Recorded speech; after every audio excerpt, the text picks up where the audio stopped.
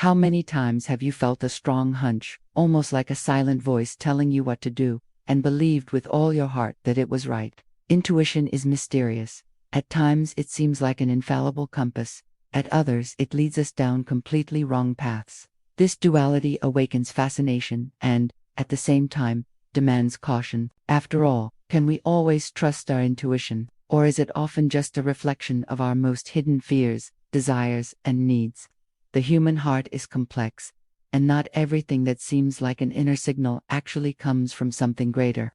Intuition has the power to guide us, but it can also become a trap when confused with personal illusions. This is precisely why we need to learn to understand it, investigate it, and test it before making final decisions. Understanding the nature of intuition is like holding a delicate flame. If we tend it, it lights the way. If we leave it unchecked, it can burn out.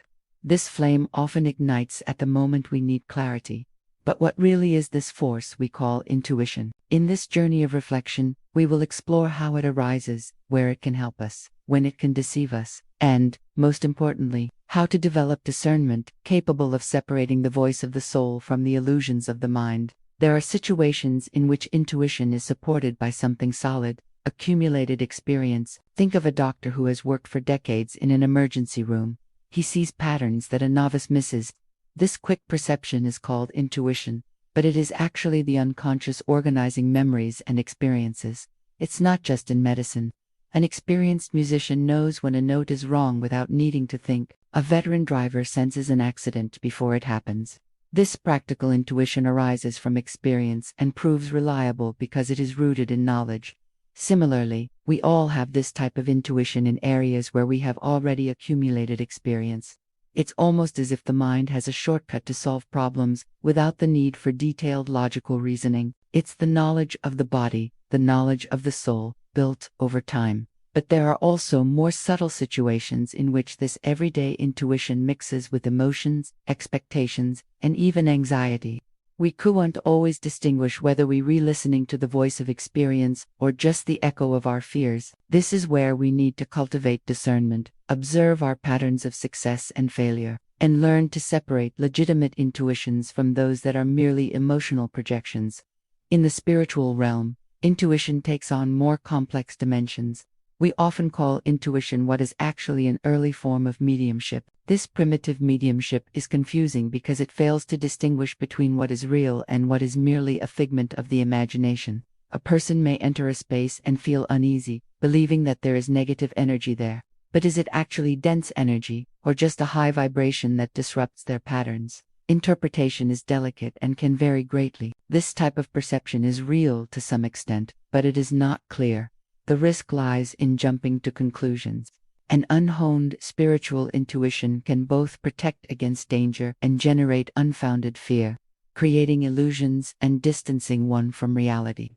Many people mistake premonitions, dreams, or mental images for true spiritual messages. In some cases, they may even believe they are channeling entities, when in fact they are simply listening to their own mind. Therefore, it is essential to recognize that this intuitive mediumship is still primitive. It is not safe to trust it blindly. It requires maturation, practice, and, above all, discernment. The greatest danger of misinterpreted intuition is self-deception. When we don't test our perceptions, we run the risk of making decisions that lead to frustration and suffering. It's like following a map we don't know if it was drawn accurately. How many people have believed they'd found the love of their life based solely on a first impression, only to discover it was a huge mistake? Over-reliance on subjective signals can cause us to ignore clear, objective facts. The human mind tends to project desires, needs, and fears, creating sensations that seem like inner signals. Without realizing it, people believe they're hearing a spiritual voice, but in reality, they're only hearing the echo of their own emotions. This self-deception doesn't just occur in the emotional realm. It can be present in financial decisions, career choices, or even hasty spiritual diagnoses. Therefore, the path to wisdom is learning to test each intuition, not just blindly trusting it. Intuition should be a partner of reason, never a complete substitute for it. To transform intuition into a reliable ally, we need to constantly test it. One practical way is to keep a journal, recording perceptions, hunches, and results. Over time, it's possible to observe patterns of success and failure. Another tool is to seek external confirmation. If intuition suggests something, look for facts that support that perception. When it's true, it usually finds support in concrete signs.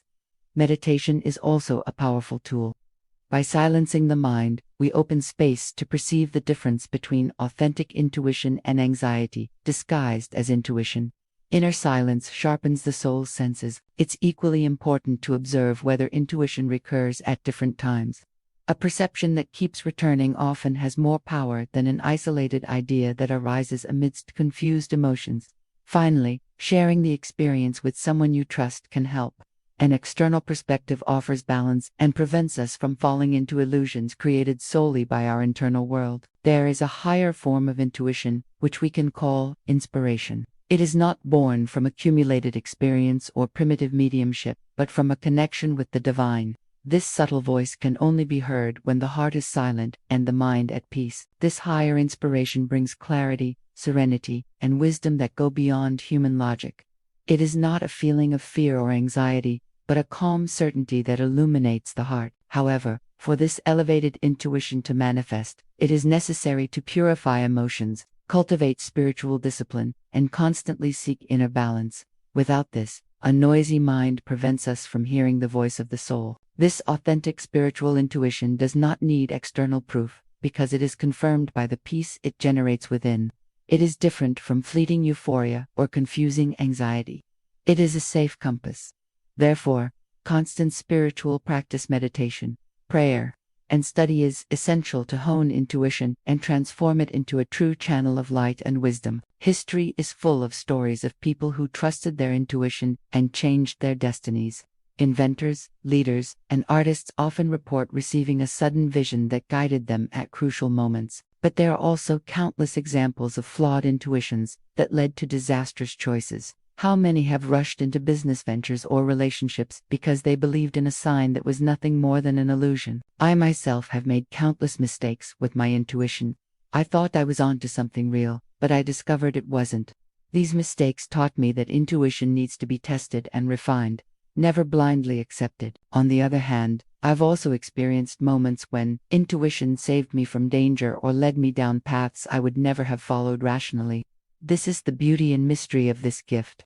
It is through experience, between successes and failures, that we learn to discern the true voice of intuition from the illusions created by the mind. Intuition is a valuable tool, but still primitive in many cases. If used without discernment, it can deceive us. If honed, it can lead us to great successes.